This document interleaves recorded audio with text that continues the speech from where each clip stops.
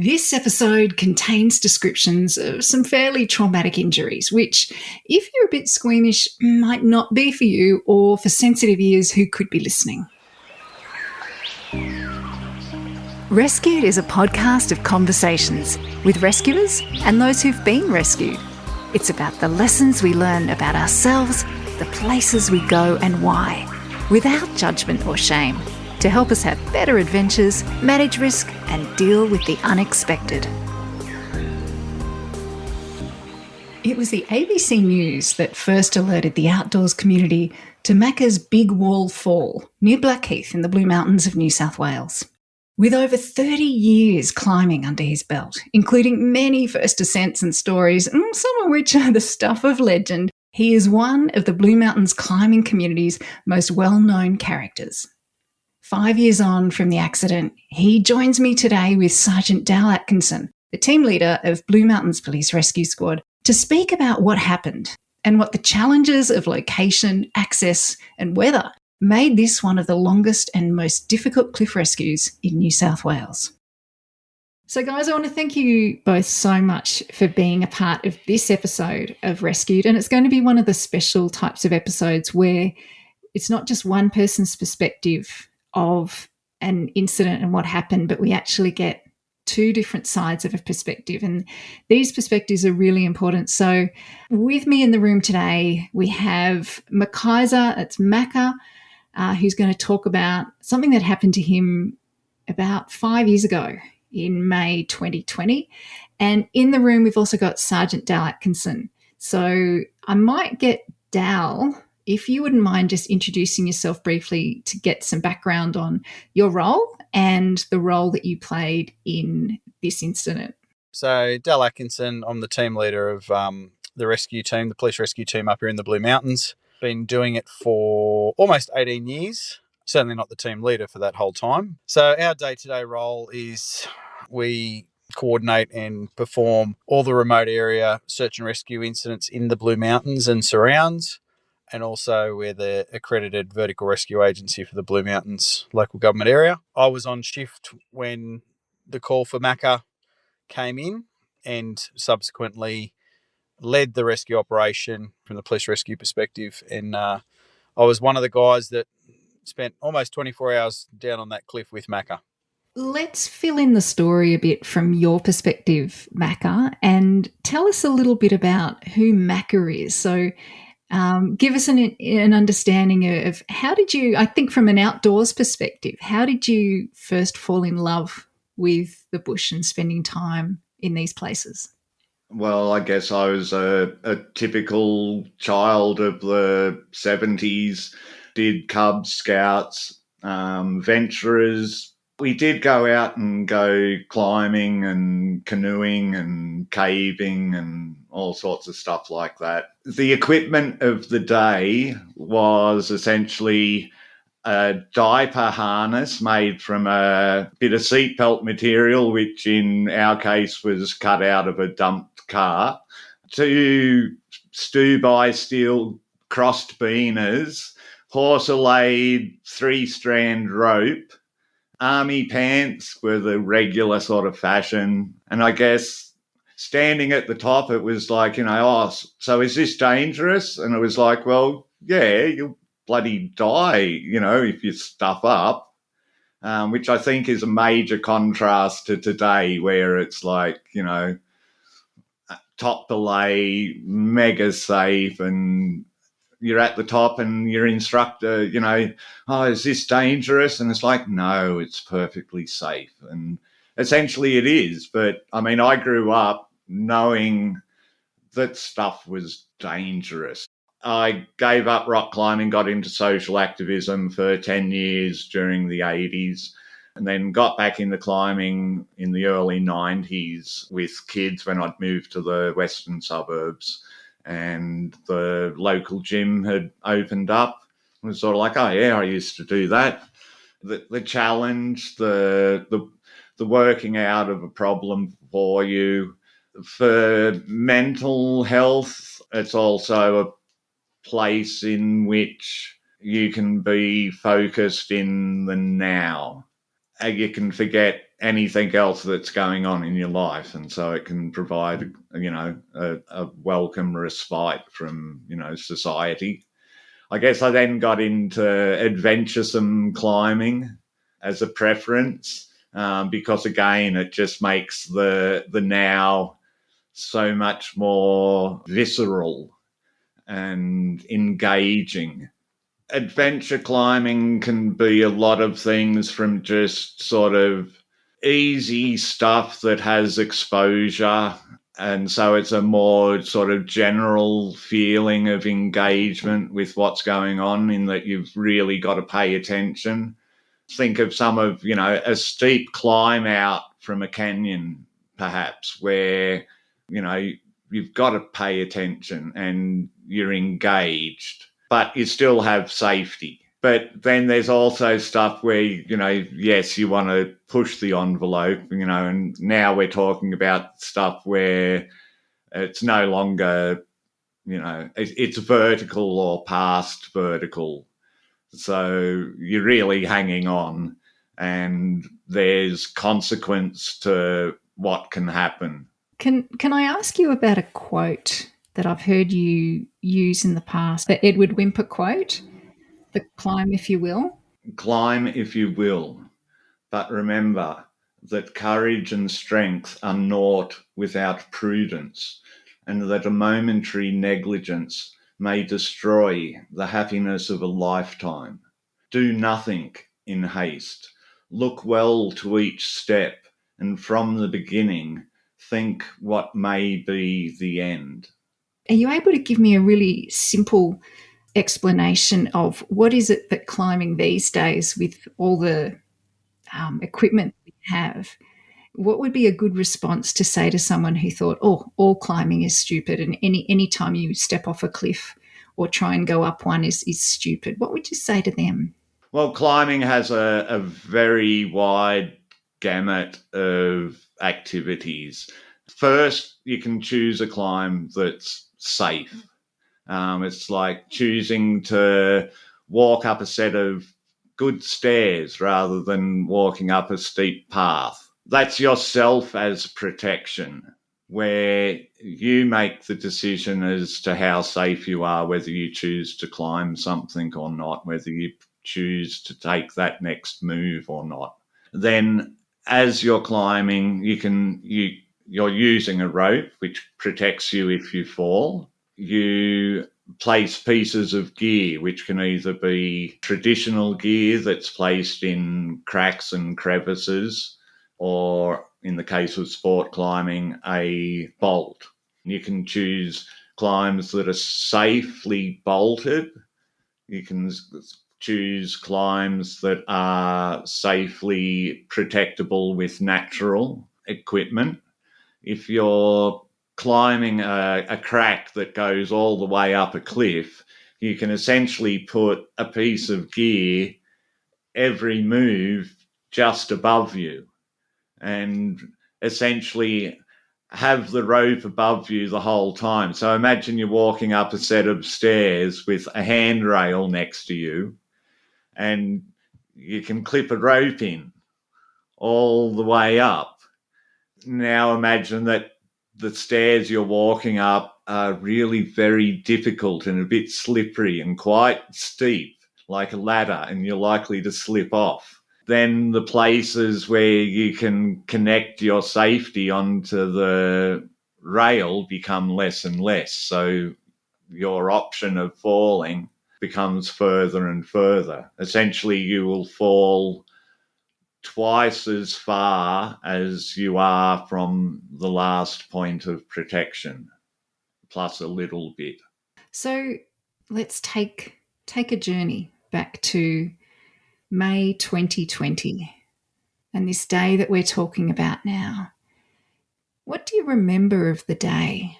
I had already been doing a bunch of climbing up the far end of Carnwall, so below Point Pilcher Lookout.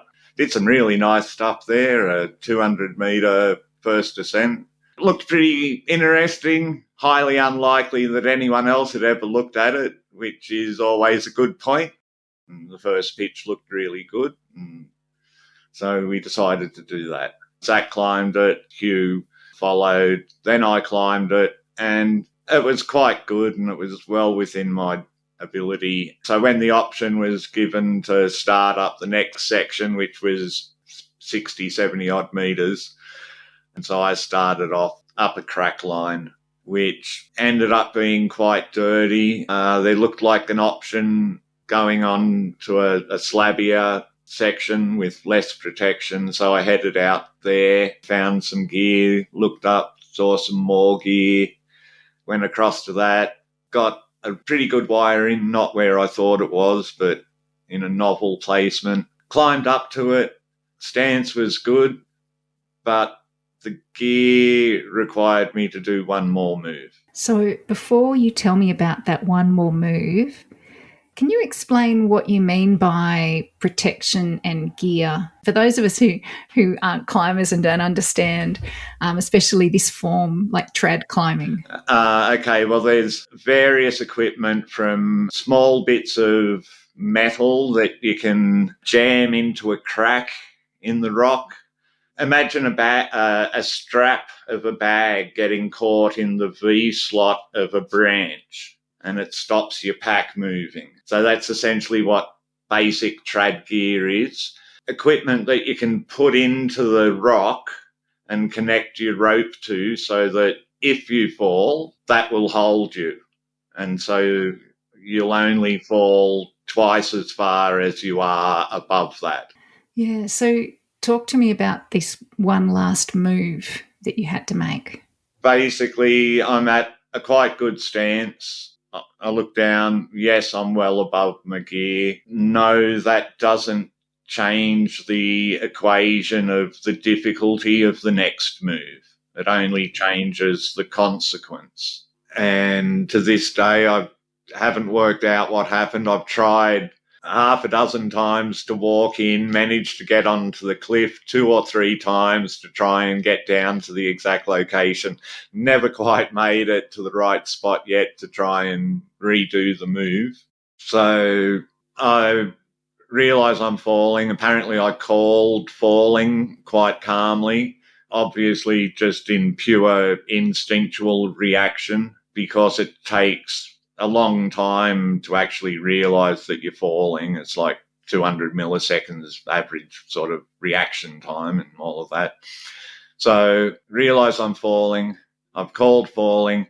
I can recall head spinning and I see the guys are just like a flash of colour in that initial thought as I look down, as I swing the vision, look down between my legs, see nothing but rock below me. As that's happening, my first thought is, my right leg's out of the way because I'm angled to the cliff. I've got a dodgy right knee. So it was sort of like, right leg's out of the way. That's good. Look down between my legs, see nothing but rock. Oh, this might not work out very well. Next thought was, think of something. What can you do to improve the situation? Then a final impassioned, do something, before I crashed and tumbled. I don't know if I tried to push off in the last moment and that's what contributed to the wrist injury. If I'd known that it was that much stuff below me, I might have tried to push out further to avoid dropping straight onto it. I guess I didn't judge what was below me properly during my smelling the roses. So what impacted the ground first? Not sure, though. I suspect that potentially my left foot, so I'm angled left side towards the cliff. My outside of my left foot has hit the wall. That's what's caused my ankle to turn outwards. That's popped my talus, the ankle bone, out of its normal position and stuck it out through the inside. And then the other leg is impacted more directly and majorly broken. I've essentially come to a stop, half upside down, looked up at my right leg.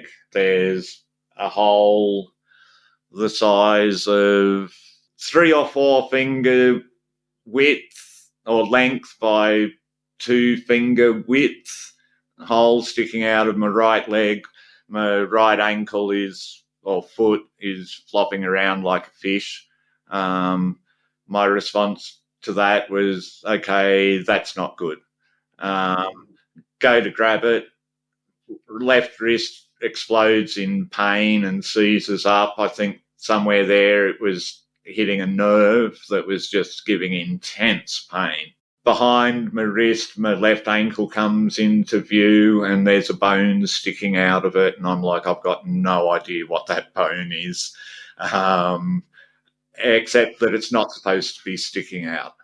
And all of this is happening in split seconds. Yeah, that's happened within, a split second, those thoughts. I'd write myself. I basically do a second triage. Right leg is broken beyond use. Left foot is broken potentially beyond use. Left wrist is beyond use. We can't go up. We can't do this. Basically played out a whole bunch of scenarios in my head of how I could get myself out of the situation just with the couple of us. It was sort of like, can't put the guys through the experience of dragging me out in intense pain. So did you land with your mates? No, so I'm still on rope, about 10 metres above the ledge there and maybe several metres to the left. And how far did you fall? 10 metres plus, we estimate. We began responding to Point Pilcher lookout at the back of Medlow Bath. When I got out there, there was already some ambulance resources that not long arrived. Over the next few minutes, my offsider and other ambulance resources turned up. Given the time of day and obviously the time of year, we didn't have a lot of daylight left. So I made the decision to put a drone up and see if we could get eyes on and at least get some more information about where Macca was and how we might attack it. He was about 1 kilometre around the corner from where from the car park at Point Pilcher or the lookout. They were about 60 metres, or Macca was about 60 metres from the top of the cliff on a small ledge. For us, particularly up here in the Blue Mountains, where help is generally at the top of the hill, not the bottom, it's always the ideal scenario, particularly with a stretcher patient, is to bring them back up, because that's going to be usually the quickest way of them getting off to hospital. I suppose the one thing we did have on our side at that point was the fact that it was, less than 6 months after the devastating 2019 bushfires, and that particular area had been burnt quite significantly. So there wasn't a lot of vegetation around, which actually went against us a bit later on in the story. But ambulance helicopter arrived on scene, and we were able to sort of pretty quickly direct them into where he was. So they had a bit of a look and made the call pretty quickly. They weren't going to be able to insert a paramedic straight down to where Macca was. It was, it's pretty much a vertical wall there, and they just would have had the clearance to be able to safely insert down the wire a paramedic. What happens next? What are the next decisions and how you communicate with ambulance and try and approach, what do we do now? Yep. So obviously we're staged at the car park with an ambulance forward commander, special operations paramedics. We've got direct communications with the helicopter and the paramedics on board the helo. They decided they were actually going to insert the 2 critical care paramedics onto a ridge near the top of the cliff where Macca was, and they were going to take some gear down. Again, knowing that they were potentially going to be able to get access, the helicopter paramedics, but probably wouldn't have the gear or the personnel to be able to move Macca very far we started planning our approach to getting both us and equipment into the top of the cliff with the view of performing the extraction. So thinking forward that the two critical care paramedics had gone down and accessed you, Macca, can you tell me what was it like when he first arrived and what do you remember of that moment? Well, basically remember all of it quite clearly. I've been sitting there, there was discussion of what they're going to do. Oh, they can't do this, they'll do that, blah, blah, blah. I wasn't interested in any of it. I knew that they would do whatever they did. I guess I secretly hoped that they'd just swing a long line in and winch me off. It had gotten dark. I was pretty much in my own world, just sitting there looking at my legs and trying to stop them grinding. So what was the pain, like in terms of your pain level throughout this period? Like I just can't even imagine. Well, I guess in part that's the good thing. So there were two things that bothered me the most. My wrist, because if I moved it at all, it would hit a nerve and just give that nerve electric-y shock that makes your whole arm sort of go. So I kind of had to keep that protected. The pain from the feet was so over the top that it was just sensation. I'd previously had an incident with sciatica where I'd been able to differentiate, nerve pain that is essentially fake. It's just a nerve being twinged. Your legs aren't actually injured. And so I kind of learnt to deal with the pain by going, okay, that's not real pain. Interesting. That's just nerve pain, because it'd feel like my leg was massively cramping, but I'd feel it and it would be fully relaxed. When I initially got lowered down, my legs were sort of draped over a rock and I couldn't see them at first. And that was sort of the worst bit because it felt like they were blowing in the breeze.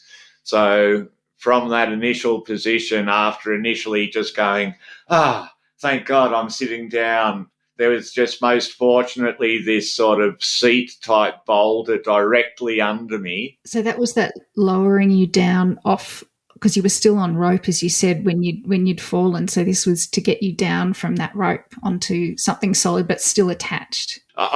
Going back, basically I'd said, guys, call evac, call 000, I need evac. They're like, nah, you're fine, you're okay.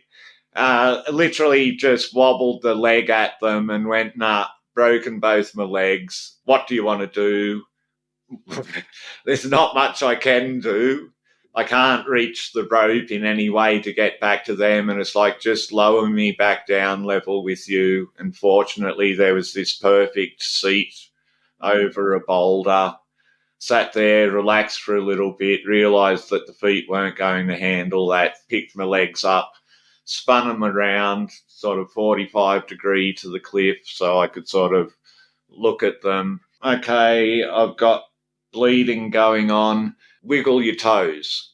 You wiggle your toes for frostbite, if you're mountaineering, because it keeps blood flowing. So maybe if I wiggle my toes, it'll keep blood flowing through my feet and that'll help. Can't wiggle my left toes. They really hurt. My left shoe's really, really tight. Is it because I can't wiggle my toes, or is it just because my shoes are tight? And so that was just really painful. Sitting there, fully dark. Well, speaking of the dark, like what time of day did the accident happen? Probably 3:45. So basically I fell. I triaged myself, went, I'm stuffed, called 000. I guess they lowered me back down. What do you want to do? Lowered me back down, took several calls to get through. What was that time waiting like? What was going through your mind?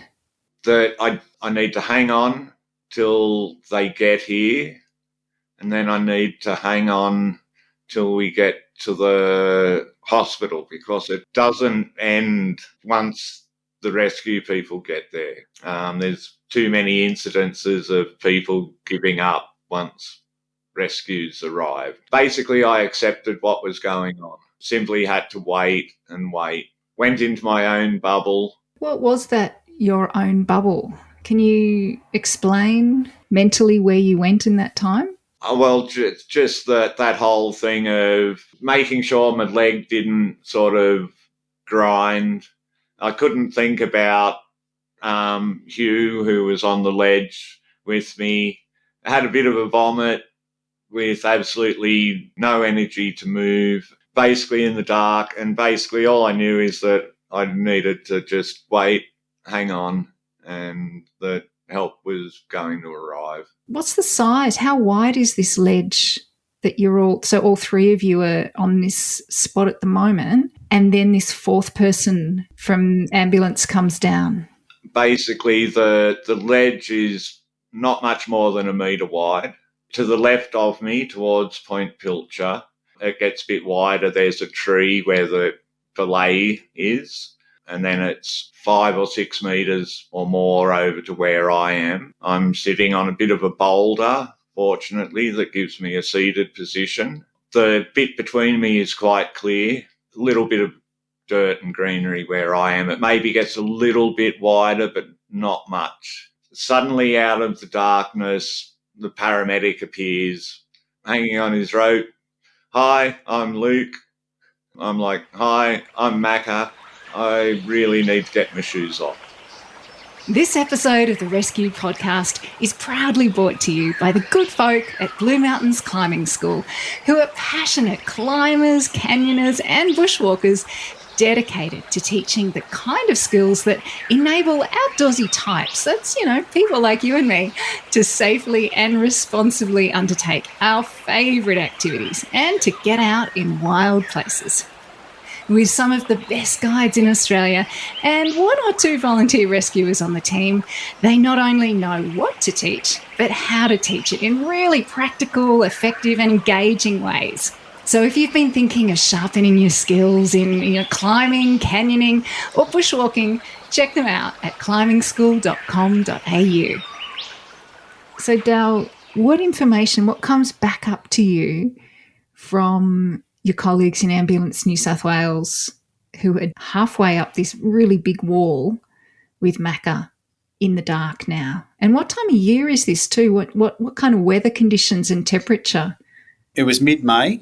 It was a cool night. I wouldn't say it was a cold night for the Blue Mountains. Perhaps people from the lowlands would consider it to be a cold night, but I think there was mid-single digits. But yeah, so Luke went down and gave a report that obviously, Macca had sustained some pretty significant lower leg injuries and the wrist as well. And he certainly wasn't, he was going to have to go into a stretcher. And from a clinical perspective, there was a few things were going to have to kind of happen where that was concerned. So, we've got a plan to be there for some time, have enough gear to ensure our survival as well as Macca's, wet weather gear, overnight gear, food and water, additional roping equipment, so enough rope, but also the hardware that's going to be required potentially to move Macca. So all that has got to get down to that site.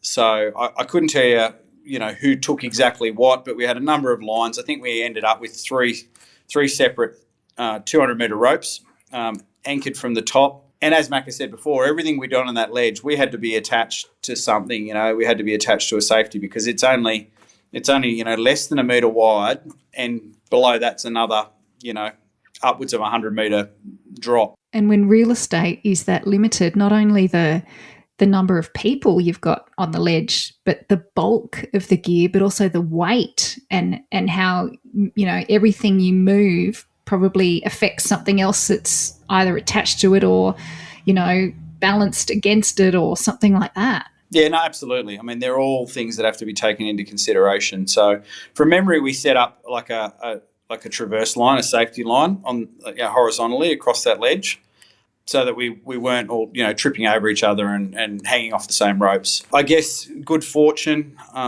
there was a small gum tree, I think it was a eucalypt from memory, growing on this ledge. It was a couple of metres around, along the ledge from where Macca was positioned. But what we were able to do is use that as a rebelay anchor to set up for the next stage, which once Macca was in the stretcher and we were ready to start moving down, because there was no point of staying at that ledge. We could have sat there all night. We knew the helicopter wasn't going to be able to get us from there the next morning. Going up at that point wasn't an option.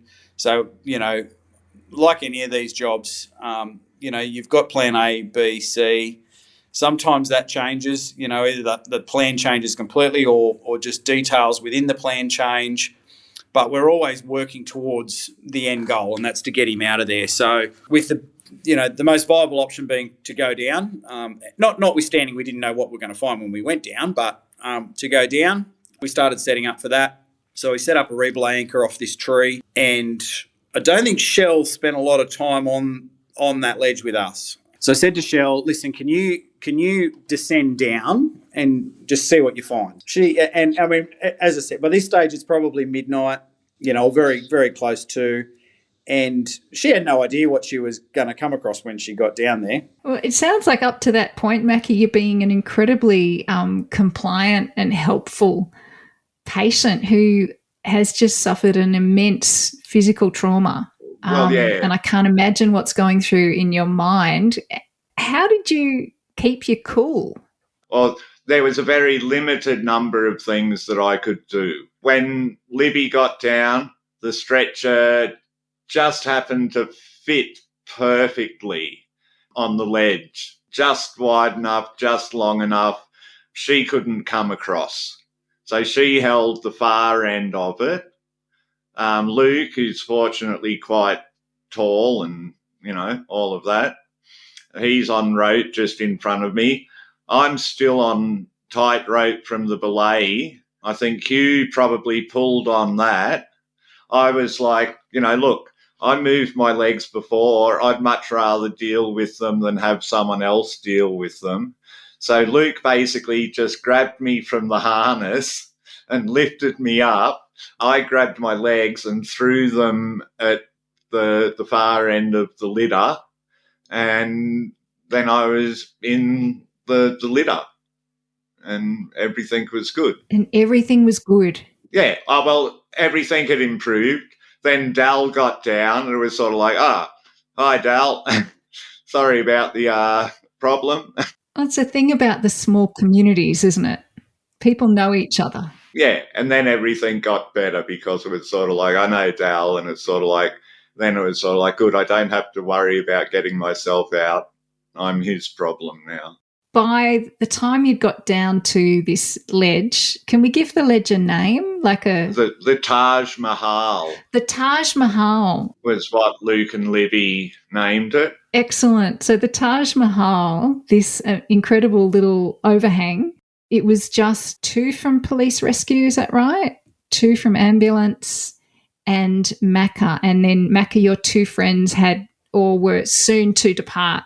Yeah, Zach had been at the top. He was staying with the paramedics and was sort of obliged to stay with them. But then once it started getting drizzly and they didn't have enough jackets and all of that, he just kind of went, bugger this, I'm walking back. I walked in, don't stop me. But you don't remember any of this, do you?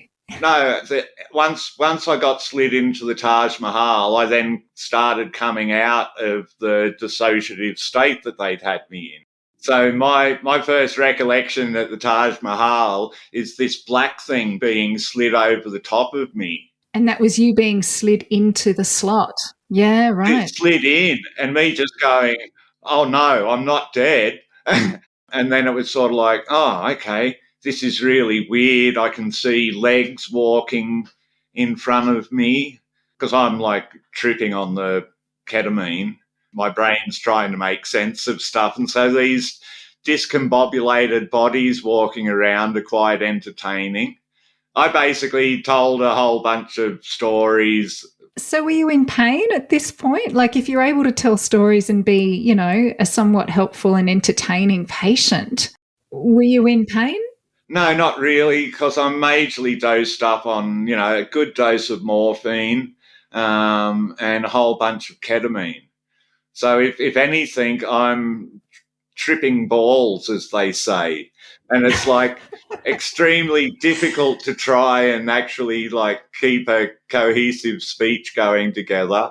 But it was also fun, This is a very unusual description of the word fun, Macca, which is not one I've not previously become aware of. Well, it's always good to tell war stories, and I know that, paramedics and all that enjoy that sort of stuff. Let's just look at that. So I'm going to go to the person who was not tripping out on drugs at that point and say, Dal, what time of night? And I actually just want to ask about the timing here, because if you got this call at like 4-ish in an afternoon, thinking of police shift times, this is turning into a very, very long day for everybody, isn't it? Yeah, so I can't speak on behalf of the Ambos. I'm not sure what shifts they were on that day, but certainly for Shell and I, we started work at 8 o'clock on the Sunday morning.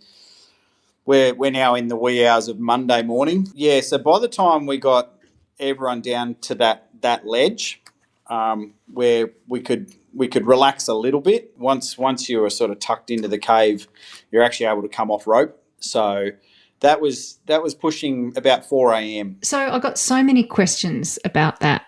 And the first one is how you manage fatigue when you are working in an environment that doesn't play well with fatigue, and working in a situation where, how do you look after each other? How do you look after yourself? How do you just stay on point? Yeah, look, you've got to be self-aware of where you're at in terms of fatigue, and we always brief on this stuff, like throughout a protracted job. We always check in with each other, and it just goes without saying that, it's everybody's responsibility to watch self, but also the rest of the team, and look for signs of that decline. Honestly, when you're engaged in a job like this, though, fatigue in a lot of ways doesn't occur because you're so both physically but mentally active. As soon as you stop, that's when you realise, oh, I'm tired now. But to that point, I mean, it's a serious business. Like, we're working on a 200-metre cliff, with very limited real estate, all the gear. You've just got to you've got to be on point constantly and be on the lookout for each other. A strange question I've got is, given the size of the real estate you've got and it's a long period of time, just like I'm thinking, how do you even toilet? How do you even get that kind of you know your teammates pretty well to get on with each other, but it sounds like you've actually really got to go, you know what, this is just about getting the job done. Look, again, that's just part of working with a small team in this sort of environment. It's a pretty clear memory in my mind of Libby hanging onto my leg with one hand while she relieved herself. You just got to take what comes. So you do what you have to do. Yeah, that's the reality of it. Unless you're absolutely busting to go, you don't even think about that.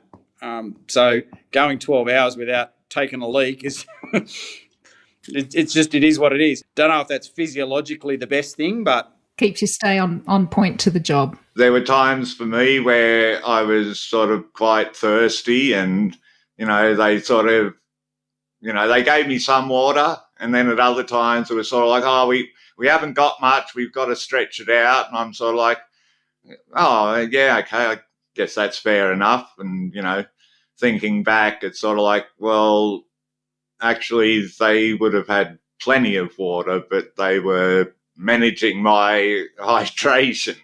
But at the time, it was sort of like, oh, can I get a drink? Oh, we got to make it last, sort of thing. And it's sort of like, oh, okay. That's a very accurate assessment, Macca. It wasn't due to a lack of water. It was very, very much managing your needs. My recollection, I mean, I didn't actually get to sleep. I don't know if anyone else did. We certainly all went very quiet for a while.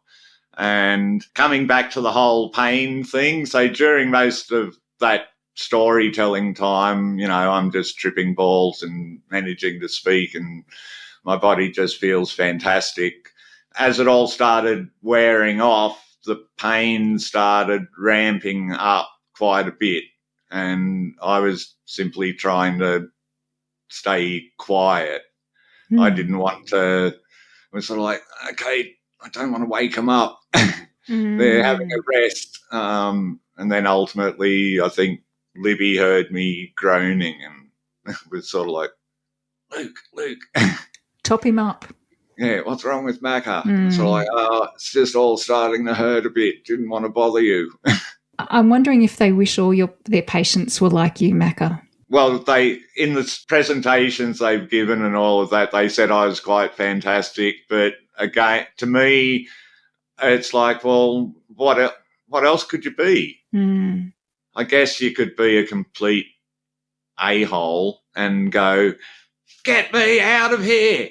Get me. Why aren't you doing something? Get the bloody chopper and be complete. But that's not going to achieve anything. But I think something that I have heard from some of the presentations that I read and watched in preparation for this was that you were incredibly grateful. And when you think about how absolutely lucky we are to live in a country and in a situation where these services and this support for us as, as a community is available. I mean, I find it challenging, and I guess I've got to try and think why anyone would have any other response other than one of sheer gratitude to find themselves with, the kind of help that is afforded to us in Australia. You're dead right, Carol. And look, Macca's right in a sense that not all patients have realistic expectations, and expectation management is a challenge sometimes. I think the thing that sets Macca apart from some other situations is to do what Macca does, and let's not lose sight of the fact that these guys were out climbing in an area that was pretty well uncharted. They're not just knockabout, come up to the mountains every, one weekend every couple of months and do some sports routes at one of the easy access areas. Like, they're out in the middle of nowhere doing what no one's probably done before. With that comes a lot of resilience and an attitude that if I get into trouble out here, I know it's not going to be good. And doing that, and I'm sure Macca will add to this, but when you've done that sort of recreational activity in that context for as long as Macca has, any response to his predicament that night would have been a positive for him. So I think if it was someone who wasn't accustomed to being uncomfortable and in a remote area, as Macca is, then the attitude might have been different. But I think that sort of plays into it. Is Macca's a bit of a unique individual by virtue of his story, by virtue of who he is and what he does when he's out there on these big walls in the middle of nowhere. I was actually a bit disappointed, I guess, that we couldn't self-rescue. Or rather, that we could have self-rescued. If we'd been somewhere really remote that rescue wasn't an option, then it would have just been a good challenge to get myself up the cliff or out. Just another problem to solve. Yeah, but instead it was just sort of like, nah, having those rescue services available, now is the time to call. It was like, don't even wait. Yeah. Like, once it's happened, it's sort of like, this is bad enough, I need rescue, we called. And then, everything that follows, it's sort of like, that's what has to be done. That's what has to be done. So the sun rises after a long night. What are the decisions and what's happening at first light? Once daylight broke, we were unfortunately met with, certainly we couldn't see what was going on up the top, but we were met with a valley full of cloud and fog, and which is not ideal for winch extraction with a helicopter. But again, you move forward with the plan. So we started to recce what was below. I went down. Look, it was probably another 30 or so metres to quite a big ledge. It was an interesting sort of feature because it, like most of those claystone ledges, they slope downwards. At anything around 45 degrees. But this one also wasn't completely horizontal.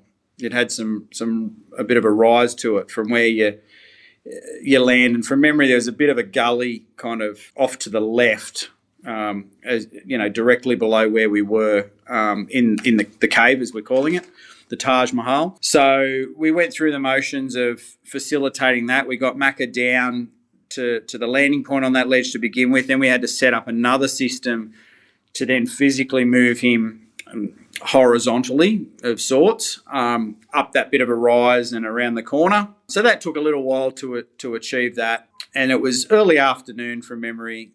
We got Macca and all our gear down to the point where once we got a break in the weather, the helicopter would be able to come in and winch Macca out. And ultimately all of us, it was the plan.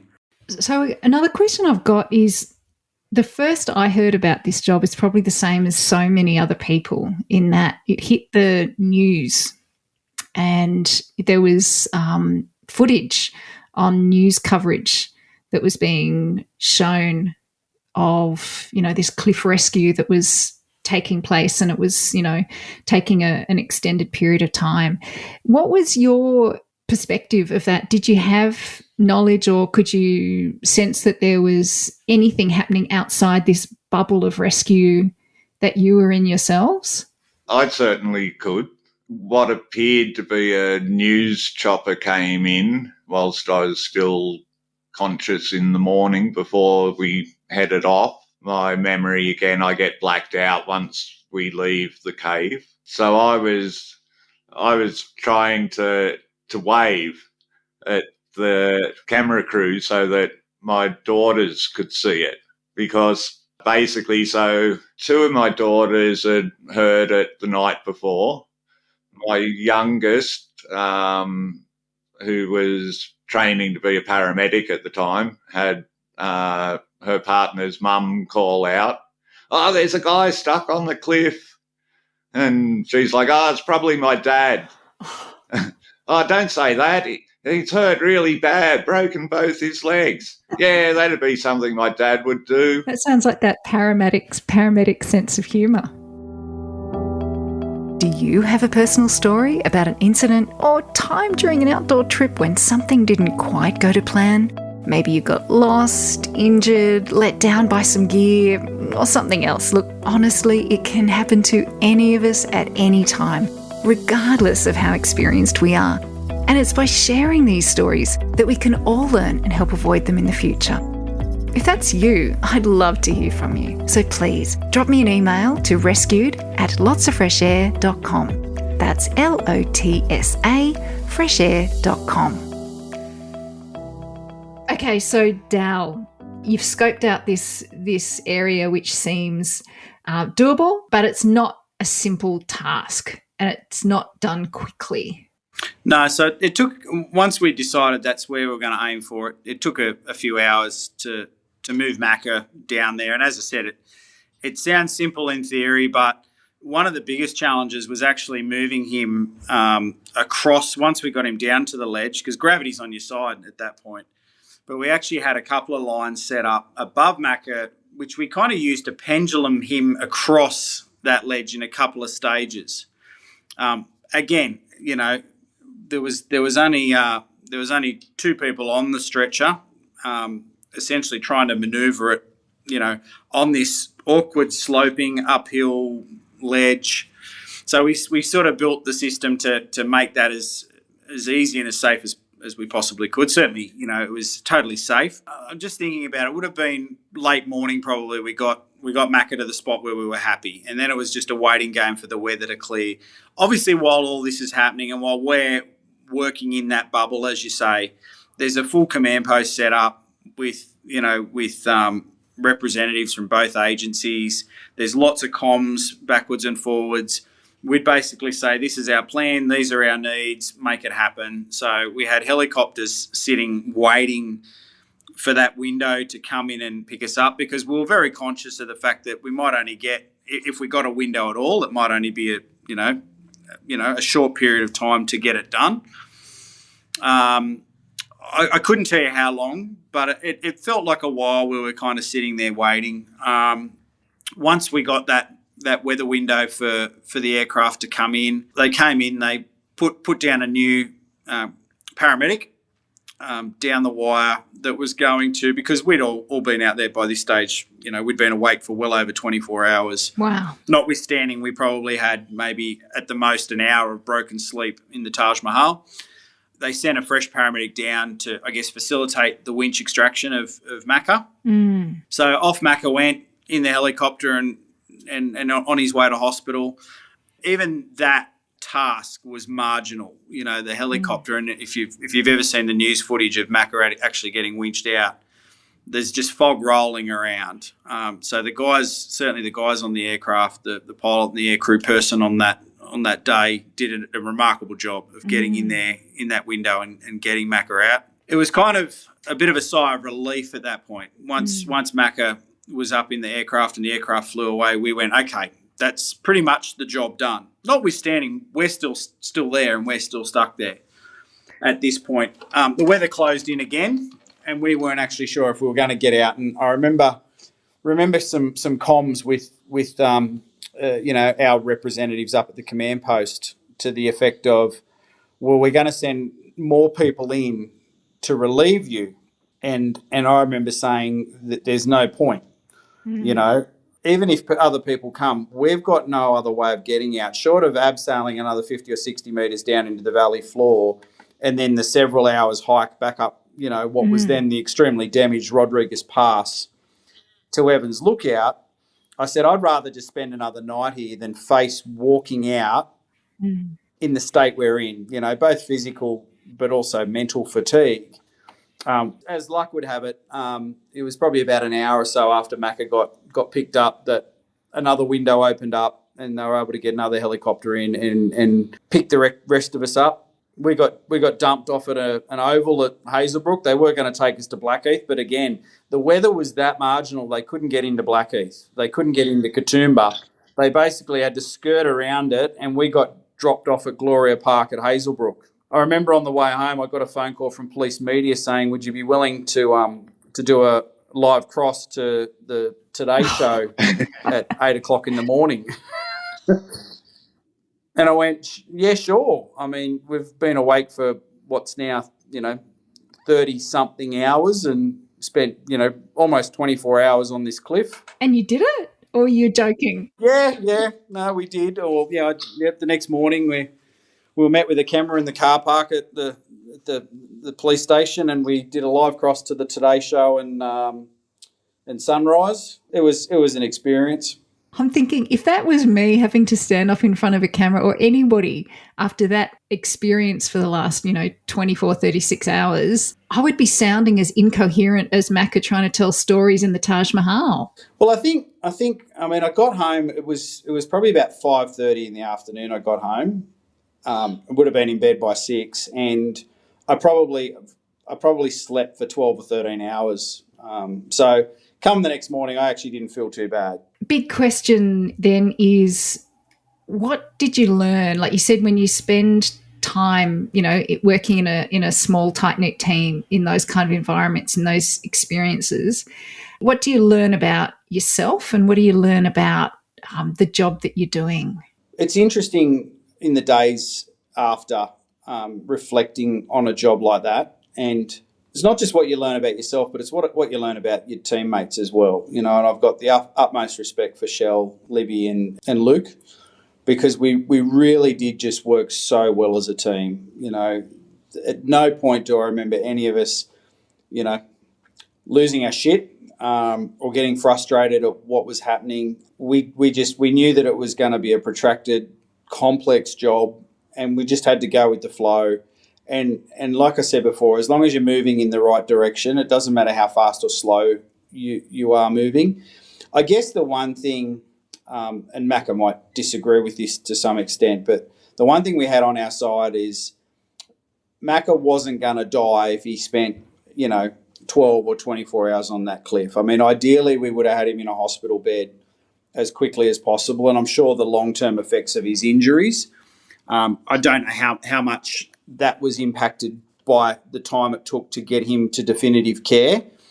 But if he was, if he was suffering life-threatening injuries and it was time critical, it's an interesting thought experiment as to whether we would have or could have done anything different. Certainly, in 2025, we've got more advanced equipment now. Where if that same situation happened tomorrow, and on Macca, I'm not giving you any ideas, but if the same situation happened tomorrow, we've actually got the equipment now that going back to the top of the cliff would have been a viable option, and probably would have had Macca out a lot quicker. But that's only due to technology advances that we have the capacity to tackle these sorts of problems in a different way now. That wasn't available to us back then. And I guess that's one of the lessons from a lessons learned perspective, being constantly open to, changes in techniques and particularly technological changes that can make our jobs safer and more efficient and easier. And we're very lucky, again, being a fairly small unit, we've got the ability to adapt to changes that come forward rather quickly. We're not a big organisation where changes have to be then rolled out to 30 or 50 or 80 units. In terms of what you learn about yourself, look, you reflect on certainly the things you do differently from a technical standpoint. And, with that, with this particular job, there's little things, but all in all, I think the systems and the decisions that we made or implemented, even today, would serve the same purpose. Like, I don't think we'd do much different, apart from those technological, advantages that we now have. Again, I think the fact that we all got through the job without any meltdowns or I think it's a testament to the sort of people that are drawn to do this sort of work and the training that we get, and that's not only training from the organisation, but also self-development that you do. And I mean that comes with every experience you have. Every job you do, you learn a little bit more and you take a little bit more away. Yeah, I don't think this sort of job would be for everybody, just coming in to the search and rescue world, if that makes sense. I'm not saying you couldn't do this job if you'd only been doing it for a short period of time, but certainly having had lots of experiences leading up to this point, you develop that confidence in yourself and what you're capable of. Self-doubt doesn't creep in at those important moments. You've just got to trust your training. You've got to trust your gear. You've got to trust your team. And that's not about being complacent. Like that, we've got systems in place to check our systems, to check on each other. But just trusting the process and trusting each other is what allows these jobs to play out with a successful outcome. Yeah, and we can all live to tell the tale in a positive way. So I got two questions. You mentioned, without self-doubt. Do you think it's, in terms of that, just getting to know yourself better actually is about knowing what your limitations are or how you behave under those sorts of circumstances? Do you think that is a big part? Yep, knowing how you perform and how your other teammates perform is absolutely critical. And as I said before, you don't want to be complacent, and it's about being self-aware throughout a job like this, monitoring yourself where you're at. Am I getting tired? Am I making bad decisions? And that coming from your teammates as well, again, keeping an eye on each other. This wasn't the first time I've spent a long night, in uncomfortable conditions in a remote area, be it on the side of a cliff or in a canyon or whatever. So, you get to know what you are capable of and know what your limits are, and you've just got to work within those limits. So it feels like there's actually a whole lot of things from that just everyday adventurers, people, who listen to this podcast, people who go out into wild places, that we can learn from the ways that you and your colleagues, your teammates, how you all behave, and the little red flags you've got within the spaces that you work that we can learn from. Yeah. Absolutely. And I think there's a lot of parallels to outdoor adventurers, the sort of work we do, whether it's ultra marathon runners, that ability. And it's not just the physical limitations. It's more the mental limitations. Like the human body, as long as you've got a relative level of fitness, the human body can achieve amazing things with the right mindset. So whether that's a mountaineer or a ultra marathon runner or someone that goes and spends a week completely self-sufficient in the wilderness, it's that resilience and that mental strength and preparation that sees you through. And that self-awareness, knowing your, I think it was Dr. Kate Bacher on an earlier episode of the podcast talked about knowing you're ugly, knowing what your ugly looks like, and then knowing how you behave and respond when ugly appears. And look, I know from my perspective, I can be a bit blunt sometimes. I can also be a bit of a joker, and sometimes people don't know how to take that. But when you're working in a team of people you've worked with before, there's that, professional trust and understanding and respect that if this job played out with, a group of team members that don't really know each other, it would be very different. But I'd worked with Shell, on a number of big jobs, overnighters in remote canyons and that sort of stuff. Like her and I knew each other and we knew what our strengths and our weaknesses were. I worked with Libby on many big jobs. So, there's absolute advantages to having that level of familiarity with the people you're working with, because when we mean business, and when it's time to have a bit of a joke, and when the joke comes, it's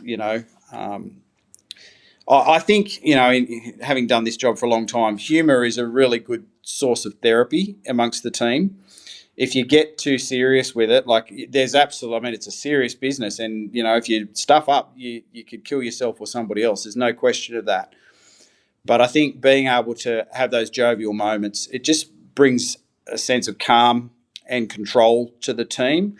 And I think certainly from a patient's perspective, and I've talked to patients about this after the fact in the past, where, when you tone down the seriousness in how you're presenting to the patient, that brings them reassurance, because they're kind of looking at you going, okay, he looks panicked, or he means business here, so that must mean it's bad, versus a laid back, a perceived relaxed approach. I don't want to say we're relaxed about what we do, because we're certainly not, but if it comes across that we're chill and that we know what we're doing, that's going to convey confidence that, hey, these guys know their stuff. We're in a really shitty spot at the moment, but they're not freaking out about it. So they must know what they're doing. And I don't know, Macca could probably talk more on that, how the vibe he got from how our team kind of interacted with each other. But I think it's really important to convey that message, even in those moments where you're going, this is a big job and this is going to take a long time, still being able to go, yeah, but it's okay. We're just going to do it one step at a time. And if it takes 12 hours, it takes 12 hours. It is what it is. Wonderful stuff. Wonderful stuff, Dal. Before I let you go, is there anything else that you want to say that you think would be helpful? I guess, and it's just something Macca said before, and I totally respect Macca's position. I have understanding of where Macca's come from in saying that, we could have self-rescued.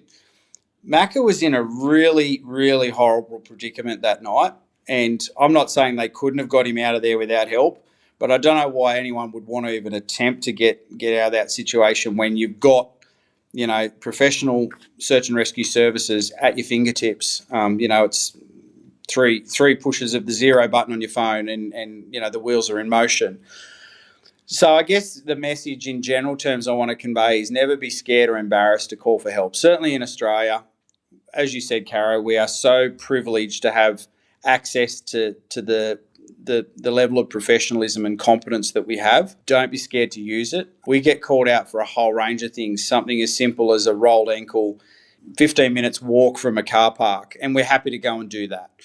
Certainly when an incident like this occurs, I can't even fathom being in Macca's position and contemplating, I've got to get myself out of here. That's not even, in my head, that's not even worth considering. And again, people come from all walks of life and have a whole raft of experiences. And someone who's, done high altitude mountaineering would probably share Macca's attitude in that, well, no one's going to come for me. I've just got to sort this out myself or I'm going to die here. We're fortunate in Australia that we don't have to face that reality. The services are there. Certainly up here in the Blue Mountains, we're more than happy to go out to whatever the problem is and take control of the situation and see it through to resolution. So, yeah, don't be scared to call for help if you think you need it, because we'll more than happily come. And I'm just going to get on my little hobby horse about something at this point, which is which is so deeply connected to that, which is all those decisions, those like thousands and thousands of micro or macro decisions that you and your team all made. And this is also to you, Macca, and you and the two guys that you were there with as well. All of those decisions and the pressure of that environment of having to make those decisions resting on just one person's shoulder. Like if you are an injured party and you are out there alone, you have all the weight of those decisions and having to make them and not even knowing which decision to make or knowing what options are available on your shoulders. But as soon as you push the button on the PLB or you dial 000 on a phone, the weight of all of those decisions and the knowing the options and the knowledge and the technical know-how and everything, all of that weight goes off your shoulders, because it's like handing those decisions over to the people who are so highly trained, work in a team efficiently like this to get things done. And I can, if you're in the situation of trauma and just, physically and emotionally and mentally, to know that actually all you've got to do is just be in your bubble and we'll take care of you and we'll take the weight of those decisions off. I cannot think of a better gift that you could ever be given. So never hesitate to push a button or three for those 000 if you ever need to. And there's no shame in doing it either. Absolutely. The self-rescue things were only a later reflection. On the day, it took all of 15 seconds of looking over my injuries and going, could I get the guys to, should we, and just running through a whole bunch of possible options and just going, none of that is worth it. And because I know paramedics, I would cop so much stick from them from not calling as soon as it happened. That could be worse. And for the stick that you cop, there'd be no ketamine or morphine to make you feel better. Yeah. No. Gentlemen, thank you so much for today. Macca, it'd be great to catch up with you down the track and we can finish a little bit of the journey that you've been on, if that's something you would be open to. Yeah. To talk about, getting to hospital isn't necessarily the end of an adventure. It's just a beginning. If you've enjoyed this powerful story, or one of the many others from my super generous guests, you can help more people connect and hear these valuable lessons simply by leaving a 5-star review. And why not even click that little bitty share button on your podcast app and help your outdoorsy mates find it too. The Rescued podcast is produced on the unceded lands of the Gundungurra people of the Blue Mountains of New South Wales. I pay my respects to the elders past and present and acknowledge their enduring connection to and care for country. Special thanks to our sponsors, Paddy Palin. This has been a Lots of Fresh Air production.